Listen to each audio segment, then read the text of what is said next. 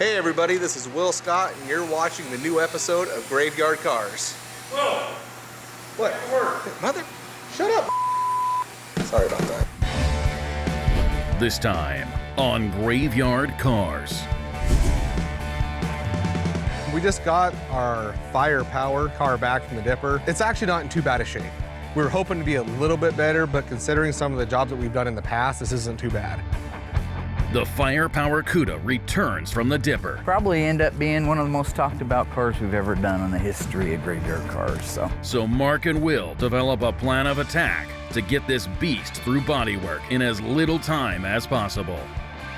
Alyssa learns the vital need for organization in the parts room to keep the graveyard wheels turning. That's the prime, that's the Pink Panther right there. But when she tries to help the crew get the firepower Cuda through bodywork, Thing I can do to help you with this car. Yes, as soon as the coffees are done.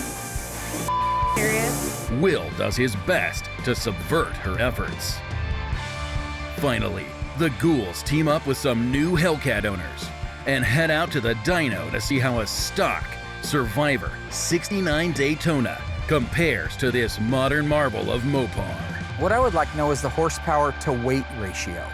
On this episode of Graveyard Carz. They're coming to get you, Barbara. It has been established that the buried dead are coming back to life. I'm Mark Warman, and together we bring dead muscle cars back to life, to exactly the way they were on the day they were born.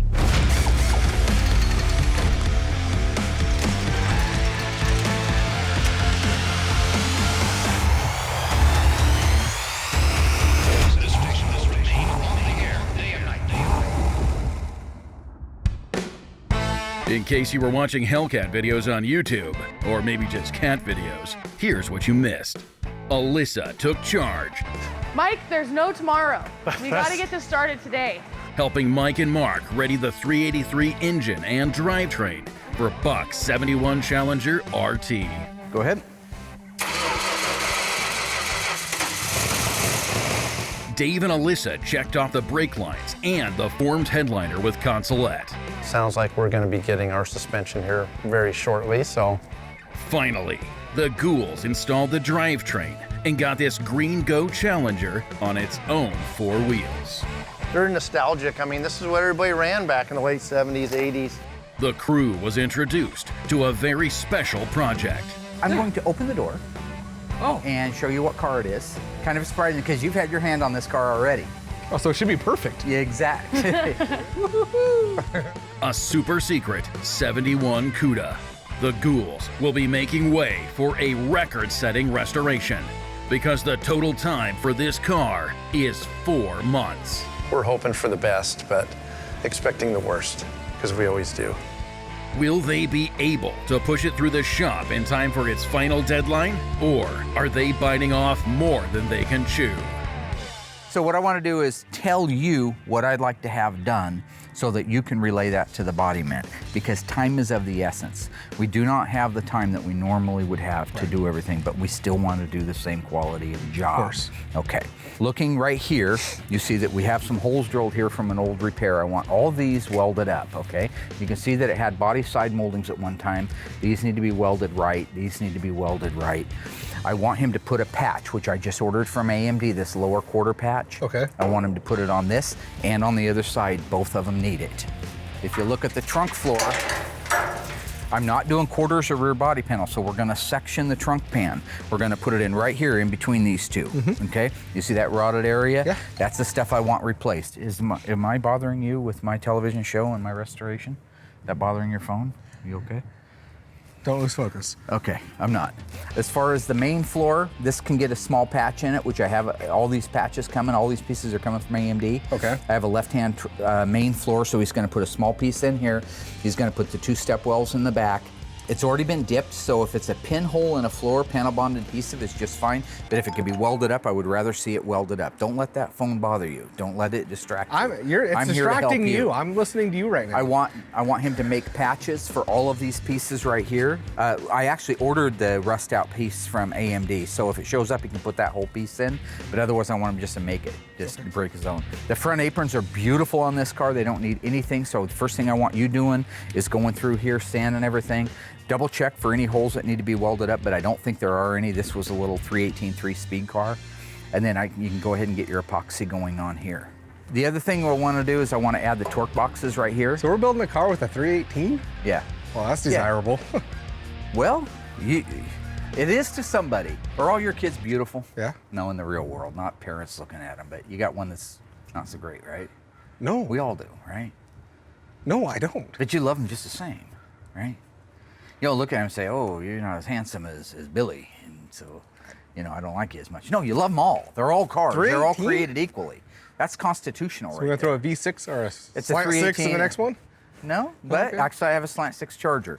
Anyway, all the rails, all the other stuff is very solid. So once all the welding is done, then I want you to go back in and do your DP90 on the bottom of it to protect it. Right. This is gonna be an undercoating car, but it'll be the last thing we do after we paint it. Can we paint the bottom of it? You can if you want to. Okay. You can if you want to. I mean, it doesn't, So this whatever's owner doesn't fastest. give a shit what we do. No, this owner does care what we do. Paint, He just has undercoat, he didn't slant care. He 6, said whatever. 318, He doesn't same have a thing. ton of money, so he just wanted it done. He just wanted the old car done. You can do whatever you want to do to get this car done in time. I don't care what it is. Well, that's nicely balanced, isn't it? You're welcome. So what do you mean you need this car done in time? What's your time frame? November. Okay. Yeah, done. Driving. Fastest one we've ever done on record. And probably just not to toot my own horn or anything, but That'd be a first. probably end up being one of the most talked about cars we've ever done in the history of graveyard cars. So the guys are all working weekends. I've already talked to them about it. Oh, you have? Yep. All Cool. 3 body men are going to work weekends. You're going to work weekends. You're going Yeah. to do whatever. No, this honeymoon thing that you think you're going to, some prima donna that works 6 hours a day. All right. I made you. I can break you. I brought you into this world. I can take you out. Okay. So if you just be a lamb fry and make sure that thing's done in time, I'll go back over to the other side and start building out all of the pods for the parts. So he's gonna go back to the office and write checks, I guess. All right. Guess I'll get the guys and bring it in and get started. While Will gets ready to tackle the firepower Cuda, Mark meets Alyssa upstairs to go over his newly organized parts room. I'm gonna show you what your father's been doing up here, sweating, all right? Mike. I am gonna show you around. I think it's important that you see what I've been doing and why I've been doing it. Well, I understand why. Someday this This makes your great job a lot big easier. mass, this big snowball rolling down the hill and getting bigger all the time is gonna land on your doorstep. It'd be nice to know how to do it, wouldn't it? Okay. All right. If you remember when you came up here, there was crate and pallet after crate and pallet, stuff full of stuff from all over the place. Yeah. That's when you left, because No. that was no fun. Incorrect. All right. We've got it reduced down to these bins. So what I'm doing right Wow. now is the final. I'm going through and saying, yes, I need these in the engine shop. I need these downstairs. Okay. Just kind of going through it. But that's all that's left of the unknowns. Okay. You go over to these shelves now. We put them together by engine, transmission, rear end, interior, glass. So now, Okay. instead of the way it was in the past, this is the only used stuff that we have on this premises. Okay. So if Dave is looking, let's say Dave is looking for a sway bar for a 69 Super B, all right? Not that he would, because I build all the suspensions, but say that he was.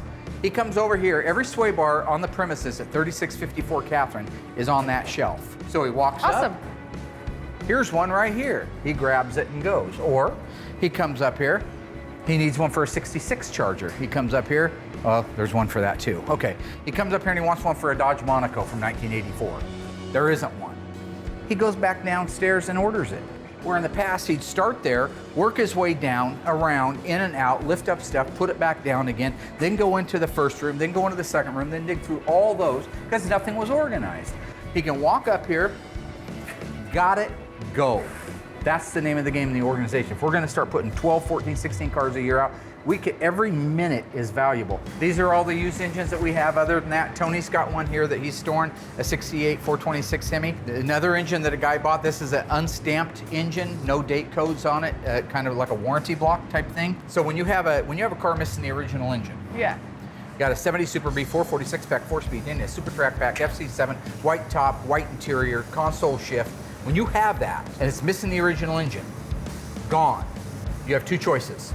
a date-coded correct one, but it would have a VIN number off another car on it, but it'd still be dated correctly for the car. Like we've talked about on so many Or parts. one that has no stampings on it, an over-the-counter block with the right date code and no VIN. So why does it have That's the best. That's the dates? creme de la creme. That's the Chachi loves Joni and they're doing weird crap in the back of Fonzie's motorcycle. So how does that happen though? Because that engine could have been a warranty engine that they had in stock and never put in a car. They Those made cars it and they blew were up waiting when they for were a brand car. new. Okay. They could be 2 months old and some guy goes out and misses a shift and he blows the engine up. So they had those on the shelf waiting to go into cars. If it never got sold, it's new old stock. That's the prime. That's the Pink Panther right there.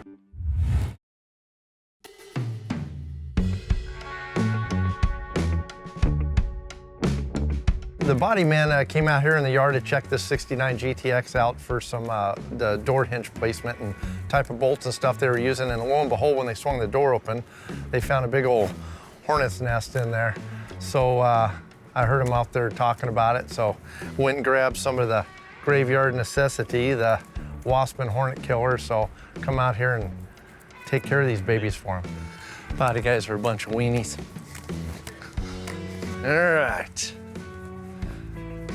Just for your information, I'm going that way, so always expecting something bad to happen when you spray a nest that big, especially there's got to be 50 or 60 of them in there, it looks like. So we'll just shoot them up real good and take off running if we have to. So, oh yeah. Oh, look at them dropping like flies. That's some good stuff, man. They didn't even come out of there. Yeah, definitely, I think this would be a perfect job for Alyssa. She could just come around here and just kind of keep all the cars cleaned out of wasp and hornets. I think that would be perfect for her. That's definitely an HR job, so I'll have to take that up with her at our next meeting, so. Hey, that was pretty easy.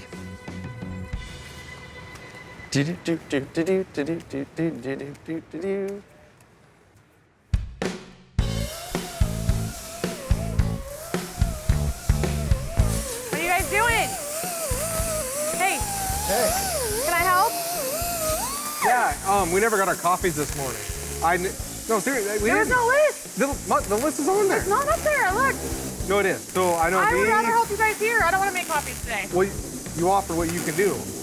I know Josh wants one and I want one. Adam, Okay.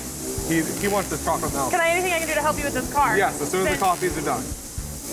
Serious? You're really gonna make me do this whole little song and dance today? Yeah. First it was dressing me up, now it's having to make coffee. Yeah, but I really need the coffee. I didn't need you to. I'll be back. I'll be back here for coffee. Yeah, so I went up and asked Will if I could help him on this car, and he told me not until I make him a coffee, which that's Will for you. Like, I can never, helping him out isn't enough. I always gotta go and do some stupid task beforehand to prove that I, like, deserve to help. Stupid. Okay. Here you go. Where's the lid? We're out of lid. Was that so hard? Oh my gosh. Okay, so you ready to help? Yes. Okay. Safety glasses. Okay, I'm ready. This area through here, looking like this. So you kind of, yeah, you're gonna have to. This is how you've been working this close to George? Yes. See all this? So you really got to get up in here. While he was there? Do what you got to do. So this whole area. George, I'm right behind you, okay? Okay. So he knows. Okay, so. Yeah, you got to get in there. Okay. Well, you got to kind of hold it like that. There you go. Yeah, I think this is good. A, I got a coffee out of it, which was nice. B, she's doing my job for me. And C, she's got George bent over in the car, which looks quite funny. So I really didn't think it was gonna work this well. I just kind of thought, hey, this would be kind of funny. But it's working good. I just needed her to get more of a lean over George. And then I think we'll be set. So yeah, after she gets that whole jam area cleaned up, kind of right over George's right shoulder, there's some cleanup that needs to be done, so I'm gonna have her get really deep there in a minute. What? What did he say?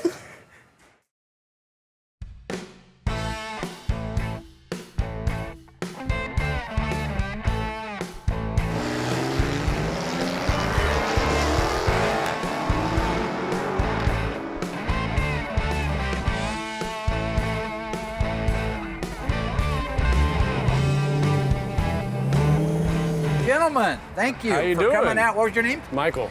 My name is Michael Juden. Me and my father, Mike, are the owner of the 2016 Hellcat. Mark Warman. Nice to meet you. Alyssa. Mike and Nice to meet Michael. you. Yeah. Jeff. And Jeff, Big Jeff. All right, my daughter Alyssa. Guys. Hi. Oh, nice, nice. Yeah, we got it from that- Summers. Yeah, buddy of mine, Chuck Summers. Yeah. Yeah, my dad, he wasn't planning on getting it, but you know how it is. You go to look at a car and you end up buying her. Don't go to the grocery store hungry because you're gonna come home with a Hellcat. Right? Ever since I've been growing up, my dad's always talked about getting a muscle car. He mainly wanted a 70s Cuda, possibly a Challenger, but they were always way too expensive. I was out of town working in Detroit, and he called me on my cell phone and left me a message and said, "Son, I think I bought a Hellcat." Wow, that's a good-looking machine. I like the hood. Thank you. I don't know if you know it, but this is very AAR Cuda style. Oh, See that? real nice. That's the one that started it right there. Yep.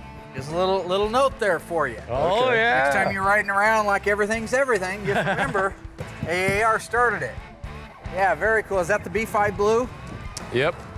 That would be it. Nice. Paddle shifter? Yep. Basically, this is automatic, and then you have to shift it over to the left to enter manual mode with the paddle shifters. But you could just drive it with this. Yeah. Yeah. Just okay. automatic, normal. All right. Girls like automatics. So we're thinking I want to do a little comparing with some old school. That's one of the few cars on the lot that run too. Is what it is. Most of them are pretty dead by the time they get here. But that's a nice, clean, original, old, kind of almost a survivor car. Got a ton of miles on it. The guy bought it brand new. 375 horsepower, rated 440 Magnum in 69. I thought it'd be cool, take these up to the Marcola Way Station, drive them across the deck, see what that one's real, true, live weight is with nobody in it. Same thing for this. Yeah. Then go over to a place in Eugene that does dynos. Okay. Has a dynamometer. Yeah. Take that over, do a dyno on it, take that over, do a dyno on it, and then do a comparison. Just mostly, we already know that car will blow the doors off the Daytona. There's no, it's not a mystery. Yeah. Scooby-Doo ain't gonna come out and solve it. We already know the answer. What I would like to know is the horsepower to weight ratio. Okay. I want to know exactly how that plays because dragsters, race guys, that's one of their big things, horsepower to weight, horsepower to weight. Yep. Sound good? We'll meet you out You there. ready to rock? Oh, yeah. Ready to do this Born.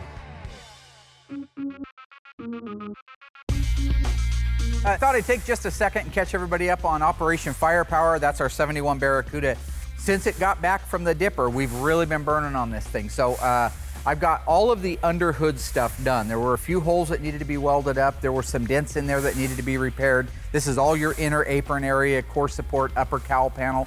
All that's done and now setting in epoxy, all right? We're putting in sections of floor. It was a really nice car. And so, yes, if it was a customer's car, something I was doing for a client, I probably would have I would have had more time, number one. I would have had more budget, number two. And we'd have put complete floor pans in it. In this case, we have no time, we have no budget, and the rest of the floor surrounding the area where we're putting the patches was perfectly fine. So this is kind of a bit of old school how we're getting to our finish line with this one. Once he's finished with that, he'll put the rear stepwell pan in, that's down here.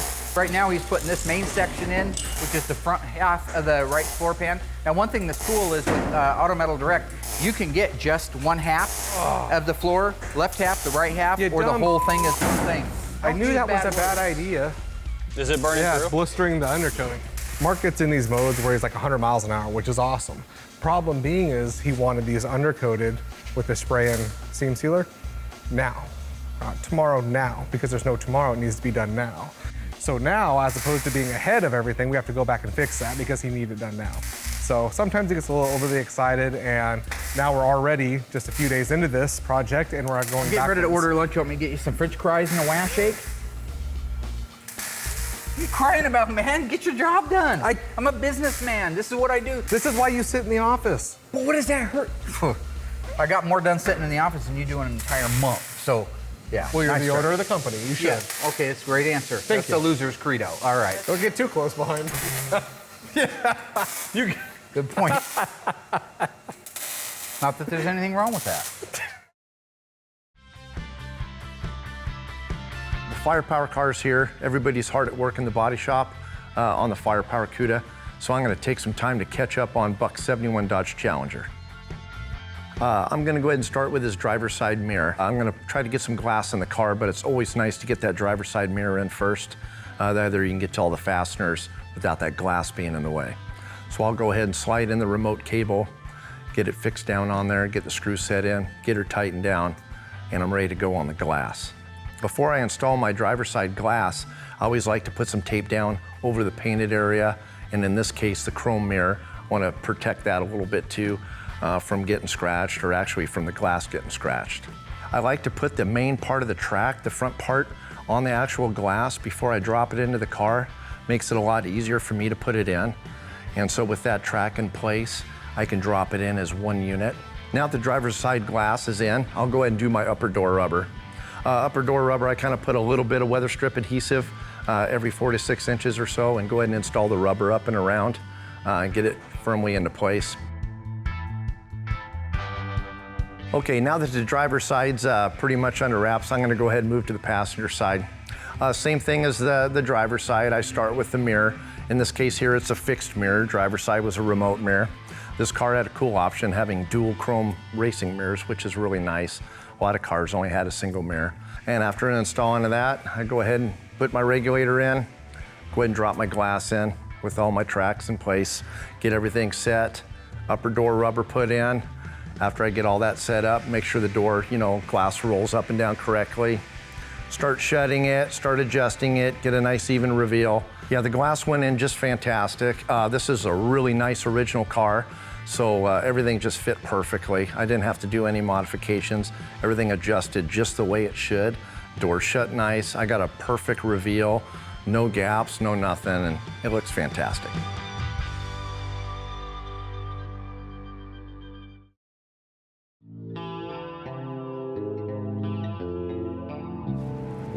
Will. What's happening? Hey. So I just talked to Dave, and he said something about killing wasps. Okay, that makes sense. I didn't think it made sense either. No, I said it makes sense. How does it make sense? Human resources. You're a human resourcing wasps.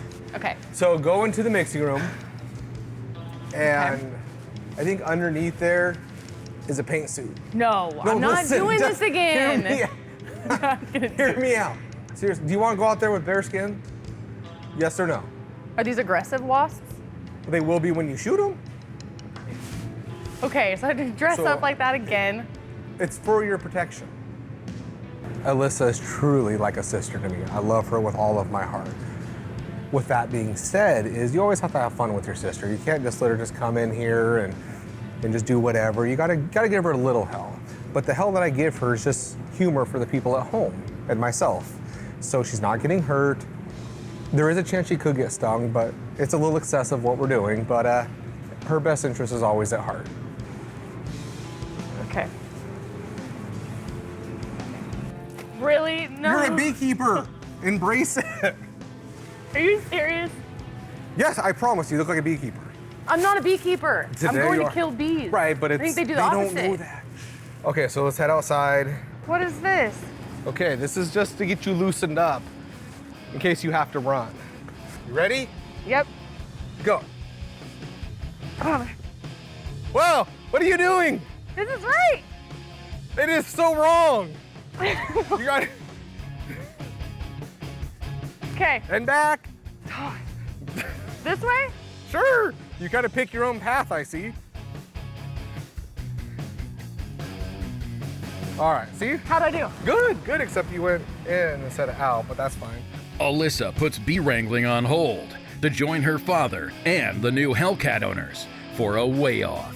It's time to find out how much each car weighs before we test them out on the dynamometer. Those two measurements will give us the weight to horsepower ratio. Right now we're at the Marcola Way Station down the highway here heading into Springfield on Marcola Road. The last time we were here was back in season 1. I did it, 130 on wet roads. That's adventurous, we're stupid. It's kind of cool because that's nostalgic for me to be able to come back out here. What we're wanting to do today is wanting to do a real live version weigh-in of the Daytona Charger and the Hellcat. You can trust all the magazine numbers and the articles, but I just like to see it for myself. I'm gonna put the car at 4050. That's my weight on the Charger Daytona. Well, you're already That ain't wrong. bad at all. 43.20. All right, Port, get out. What?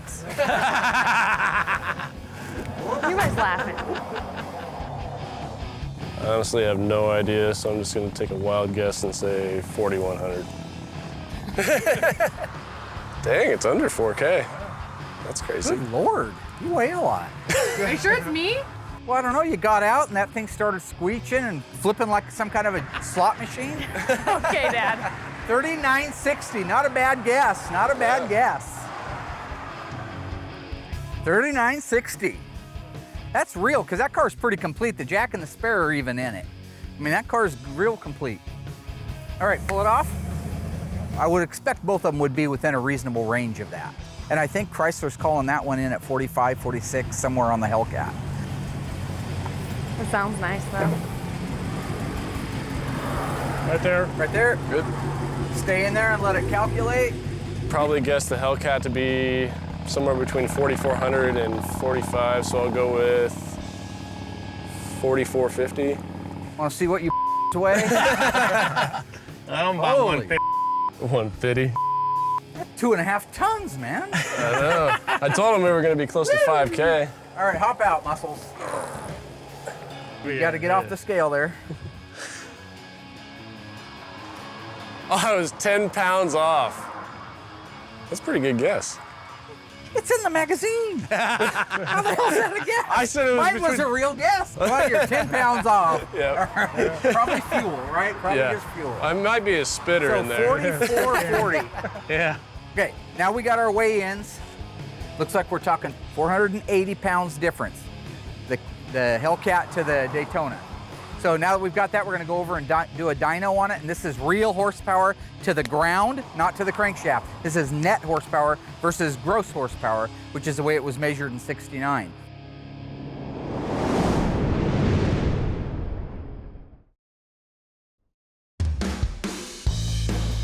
All right, we're working on our 71 Dodge Challenger door. I learned something new today with the regulators. A lot of the 70 stuff is 70 specific. They just kind of did that on the Cudas and the Challengers. I mean, it's pretty self-explanatory. I mean, if you've been around the cars. Today I found out that the 71 door frame, the actual inside of the door frame, is different than a 1970. You can see this has got a really small slot on it here.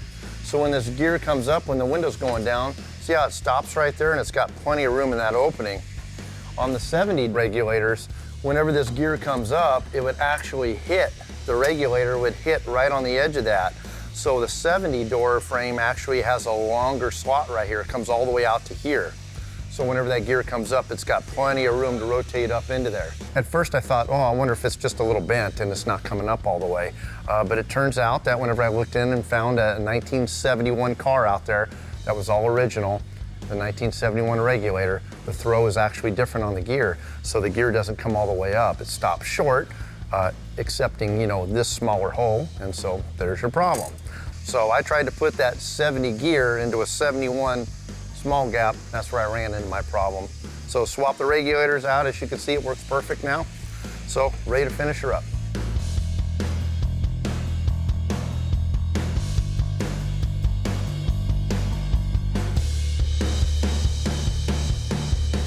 Right now we're over in Eugene at a shop called FTW Tuning. They have the only dynamometer in town, so they have generously offered to test our horsepower on our Daytona Charger and our Hellcat Challenger. I have no idea what to expect. I do think the Hellcat's gonna blow the Daytona out of the water, so it's kind of a waste of our time, but it's cool that we're here. It's 50 years newer and a lot more technology. Honestly, I think the Hellcat's probably gonna do better. I mean, a lot of people love the old style muscle cars, and I'm just a fan of the newer style muscle cars. They handle much better, they have a lot more power, but I mean, if you can afford it, you might as well get an old one as well. I'm just telling you that in 1969, this thing set and broke world records.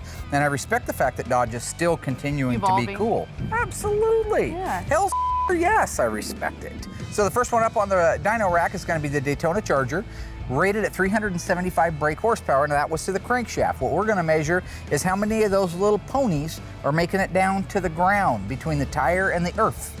200 horsepower to the dirt. Can we do it now? I second that, yes. Let's shoot this maternal lover. He's got issues.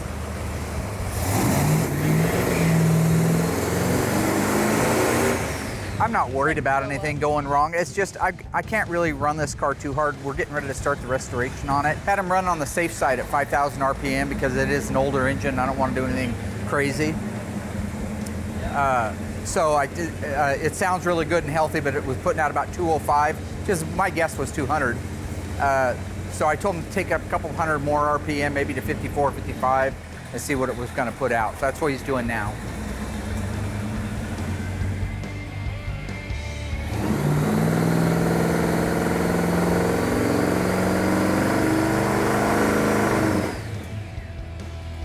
The old girl did good at 205 horsepower to the tires. I mean, that's pretty good horsepower on an old car that's worn out, you know, that hasn't been restored yet. Might bring it over after we're done building the engine and see how it does, you know. But even at that, 205, that's very respectable for the day. That's to the ground, you know, that's not at the crankshaft. So it lost, according to the factory, about 175 horsepower between the crankshaft and the tires. So they're getting ready to take it down off of there and bring the Hellcat up and find out what it does to the tires. Find out if Dodge is telling the truth or not. This is actually kind of cool. I haven't been around a Hellcat up close, so just driving over here, the sound of it definitely is impressive. I mean, it's an all business engine. It's set up that way. It'll be interesting to see the difference. Our old car, the Daytona, it uses a fluid-driven torque converter that with RPMs and pressure, it locks up. This one has an electronic lockup converter, so the minute he goes into it, it's like driving a stick shift. There's no give, there's no play, there's no slip. So that's a huge advantage. But the fact that it's, you know, a high horsepower car, late model technology, it'll be interesting to see what it puts out in the way of horsepower to the tires.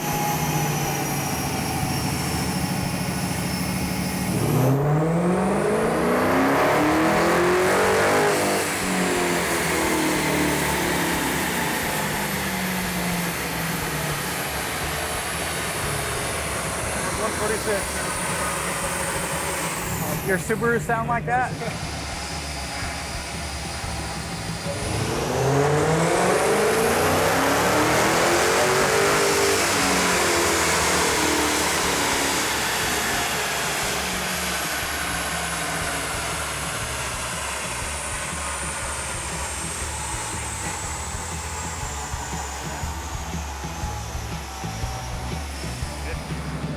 You gotta respect that car, or you're gonna be dead. Oh, you're gonna be dead. Yeah. I mean, that's just the whole thing. That thing's just a rocket. Oh, it's crazy. I'm so proud of Dodge. I mean, they were doing it back in the day, and they're doing it now. Oh, yeah. They always pulled out all the stops and came out with the Hemis and the six-packs and the Superbirds and Daytonas and the crazy graphics and air grabbers, pistol grips. I mean, they were always on the cutting edge. Now they come out with this insane contraption. Oh. You better respect it or you're gonna be dead. Oh, yeah, that's a fact. So under ideal conditions, it's gonna run at 680 horsepower. But today we ran it a couple times. It's really hot. I think it's over 100. It feels like it. So it's running at 650, which Yep. is still amazing. It's great. I mean, what more could you ask for? Yeah. And when that's gonna take flight. It's a factory Gosh. production car, and it's putting 650 horsepower to the wheels.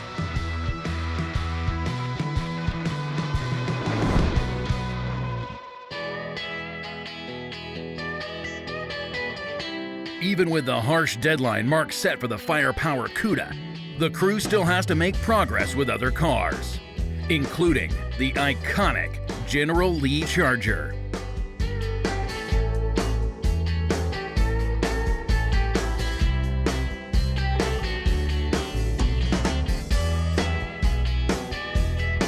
The bodymen lay down some elbow grease and finish out the back end of the car.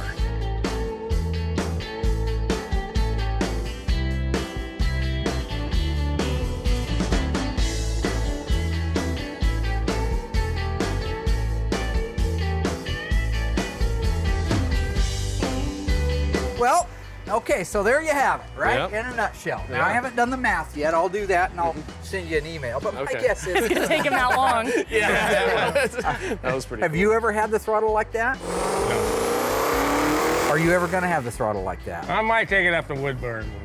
That'd be fun, huh? Yeah. Get some slicks for it. What are they supposed to turn off the showroom floor? Does anybody know what the ET is? I don't. I know a guy from SRT was saying if you put slicks on it, that it could run a 10.8. It's insane. Yeah. That's a fast quarter mile. That's a fast quarter mile. Well, it was a lot of fun. I really appreciate you guys bringing it out. I really do. Thank you for having us. You're Big Mike. Yeah. You're Michael. Yep. And father and son, Nice to meet you. I assume. Nice to And meet you. uncle. Nice, Yeah, uncle, nice. yeah. Yep. Nice to meet you too. Well, listen, I appreciate it. I got to get this whole thing put back in line before the owners see it's missing. You guys have a good, safe trip home, and I appreciate you coming down. You too. Thank you. All right, bye-bye.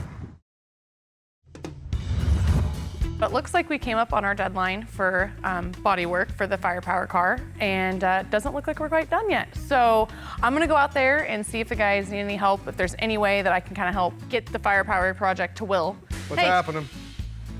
what are you doing? Put away? Getting ready to go home? Almost. Oh, it's about that time, huh? Yeah, what do you want? I was just seeing what I can do to help out. I know that we're kind of behind over here, so We're behind? yeah. On what? Well, the firepower. But I mean, I know that's not in your No. department yet. We're Yeah, on I know we don't schedule. have- We're at 0 days. As long as I walk in tomorrow and have it, we're right on schedule. Which, looking like that might be a little iffy. So is there something I can do to help? Why is that looking good? My God, What part is there looks- something no, I I wanna can know what do part looks iffy. to help? Why Well, does it that car matter? is right on schedule. This backfired. You know, I I'm just gonna thought- go ask Josh if he needs any help because He's doing body work. Let him do his body work. You're what should I disrupting the do? flow. What should I do to help? Okay, so nobody has coffee. I already made coffee today. I'm not doing it again. Never got one. That's not a Our real shop job. is a hole. Then clean your workspace before you leave. No, if you actually got out on the other side of a broom, that would help. That's helping I us. do, but I sweep the engine room when I work in there. I never. Okay, now don't you're work coming in down here to work, so it's the same thing. Yeah. Okay. Fine. I'll sweep, but everything but your section. Oh, I don't have a section. My section's in the paint booth. Can't win. Okay, Josh. What can I do to help?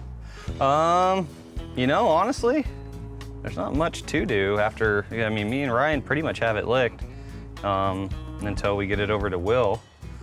So we're just finishing up this side here, the driver's side. Wow. Just the bottom of the fenders, part of the rocker, and part of the quarter, and it'll be ready for Will.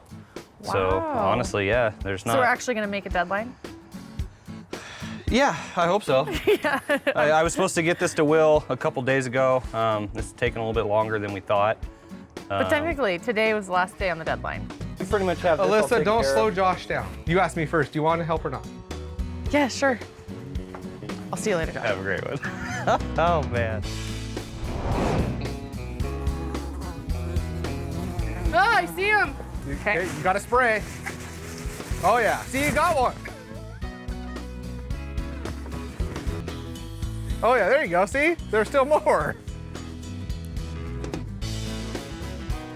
They're all, Hill him. yes. Hill him. Oh, coming out now. They're coming out now. What are you? Okay. Call me if you need me. You're all good to go? Oh my gosh, thank you. You're what? You thank Dave. Oh, I will. Okay, so go ahead and go to the fender. Once I got a chance to get back to the graveyard, start digesting some of the numbers, I got the calculator out. Remember now, our Daytona's an original car.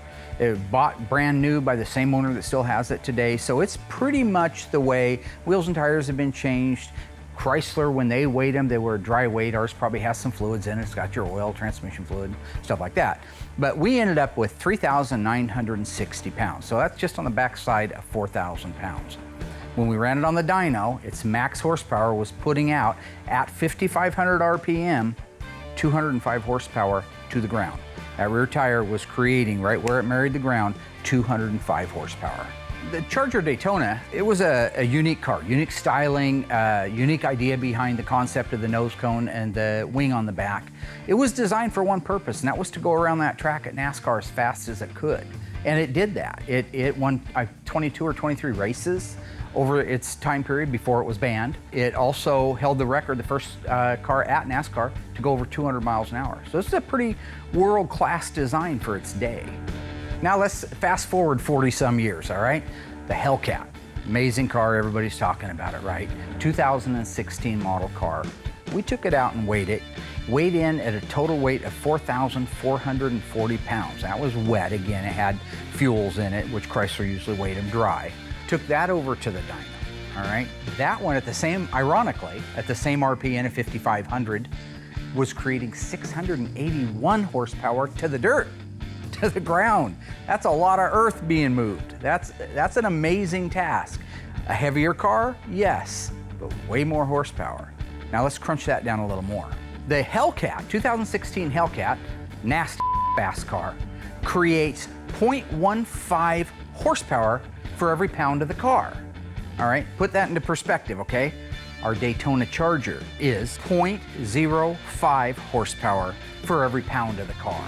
The Hellcat has 3 times more horsepower to weight ratio than the 1969 Dodge Charger. And that's just amazing. That just shows you how much technology, number 1, has gone into the cars today, and 2, that Dodge is still on it, still doing great things. That's pretty amazing. I love this kind of nerdy stuff, so for me, this was a great visit to the dyno shop.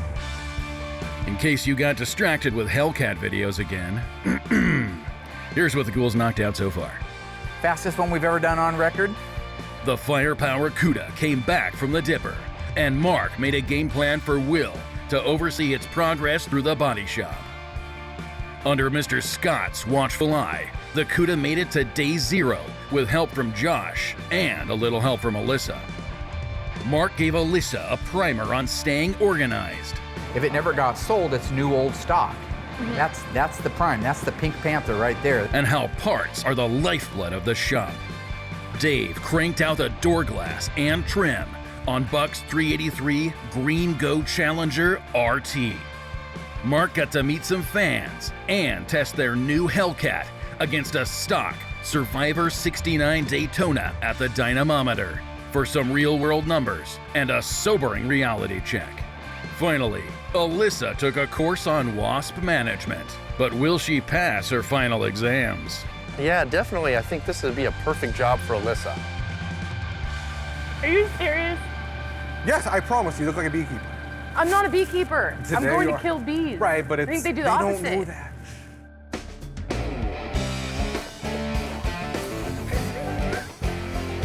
You're not washing the car. Get in there.